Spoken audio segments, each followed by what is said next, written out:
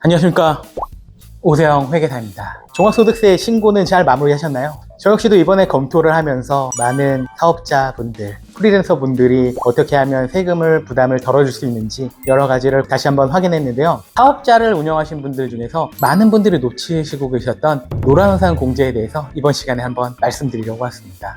세금 부담을 줄여주는 방법 중에 하나라고 다들 한 번쯤은 들어보실 것 같은데요. 저도 이번에 실제로 신고를 진행하면서 사업소득이 있는 분들에게 정말 유용하게 활용될 수 있는 제도라고 확인했습니다. 하지만 혜택이 큰 만큼 반드시 유의해야 할 엄격한 세법상 규정들이 존재하고 있었습니다. 특히 자금이 부족해서 부득이하게 중간에 해지할 경우, 그동안 받았던 세금 혜택이 줄어들거나 경우에 따라서는 예상보다 큰 세금 부담과 환급 손실이 발생할 수 있습니다. 오늘은 2026년 현재 세법을 기준으로 노란우산 공제 가입 전에 반드시 확인하셔야 할 정확한 소득공제 한도와 임의해지 시 마주해야 할 리스크를 객관적으로 꼼꼼히 짚어드리겠습니다.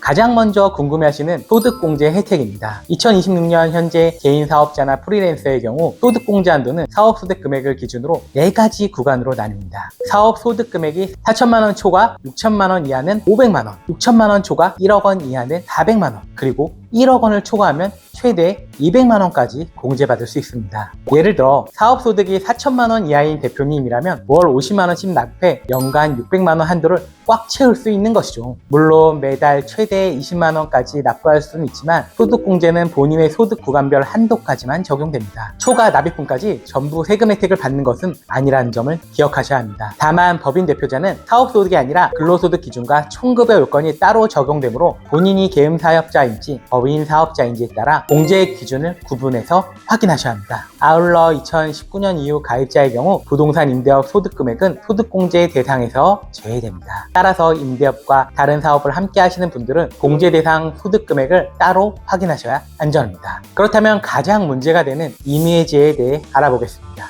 노란우산 공제는 원래 폐업이나 노령처럼 법에서 정한 사유로 공제금을 수령할 때 비교적 저렴한 퇴직소득세가 적용되도록 설계된 제도입니다. 하지만 사업을 계속 영위하면서 단순히 자금 사정 때문에 중간에 해지하는 임의해지를 하게 되면 상황이 완전히 달라집니다. 임의해지 시에는 해약 환급금 전체가 그대로 과세되는 것이 아니라 해약 환급금에서 소득금제를 받지 않는 납부액을 뺀 금액이 기타 소득으로 계산됩니다. 예를 들어 보겠습니다. 기본적으로 소득세 15%와 지방소득세 1.5%를 합해 16.5%가 원천 징수되는데, 이 기타 소득이 300만 원을 초과하는 경우에는 종합소득에 합산돼서 단순히 16.5%만 내고 끝낸다고 단정짓기는 어렵습니다. 가입 당시 적용받은 실제 절세율이 16.5%보다 낮았거나 일부 납입액은 소득공제를 받지 못한 경우라면 해지 시 체감하시는 손실은 훨씬 더 크게 느껴질 수 있습니다. 여기에 가입 초기 해지 시 발생하는 원금 손실 리스크도 반드시 체크하셔야 합니다. 2026년 이후 가입자의 경우 가입 직후 1회부터 3회 납입 후 일반 해약하시면 납부 부금의 80%만, 4회에서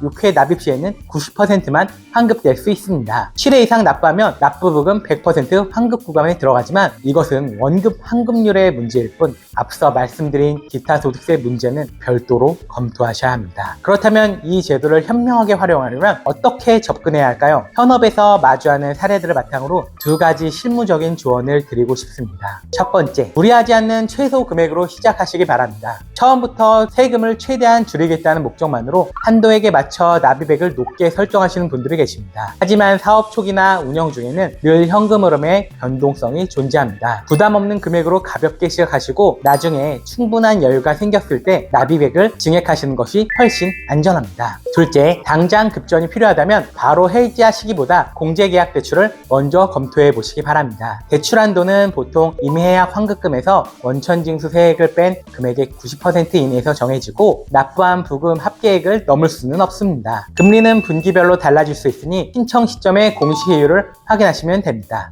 해지에 따른 세금 부담을 감수하며 계약을 깨는 것보다 대출 제도를 적절히 활용해 자금의 고비를 넘기시는 것이 실무적으로 현명한 대안이 될 수 있습니다. 정리하겠습니다. 노란우산 공제는 장기적인 관점에서 사업의 불확실성과 노후를 확 대비하기 위한 설계된 유용한 제도입니다. 하지만 단기적인 자금 융통이나 단순한 절세액을 목적으로 무리하게 접근하시면 훗날 예상치 못한 세금 부담과 환급 손실로 돌아올 수 있습니다. 반드시 현재 사업장의 자금 흐름을 객관적으로 진단해 보시고 무리 없이 장기 유지가 가능한 선에서 신중하게 가입을 결정하시기 당부 바랍니다. 또한 많은 분들이 궁금하시는 것들이 있습니다. 있습니다. 저는 프리랜서가 아니어서 사업자 등록증이 없는데 노란우산 공제를 가입하실 수 있을까요? 사업자 등록증이 없더라도 사업소득에 대한 입증만 되면 가입하실 수 있습니다. 다만 실무적으로 프리랜서 분들에게 양날의 검처럼 말씀드리는 부분이 있습니다. 노란우산 폐업의 경우 해지 혜택을 받은 부분에 대해서 토해내는 부분이 없을 수 있습니다. 하지만 프리랜서 분들에게는 해지를 해야 되는 경우가 발생할 텐데 여러 가지 혜택을 본 해지 혜택이 있기 때문에 프리랜서 분들은 다시 한번 신중하게 큰 금액을 넣는다면 다시 한번 고민 한번 해보시고 진행을 하시면 좋을 것 같습니다. 노란우산 공제 같은 경우에는 지자체에서 지원을 해주는 부분도 있는데 다음 시간에 하나의 편을 만들어서 말씀드리도록 하겠습니다. 이상으로 오늘 전해드린 2026년 기준의 세법 정보가 대표님들의 합리적인 경영과 절세 계획에 실질적인 도움이 되었길 바랍니다. 시청해주셔서 감사합니다. 지금까지 오세영이었습니다. 감사합니다.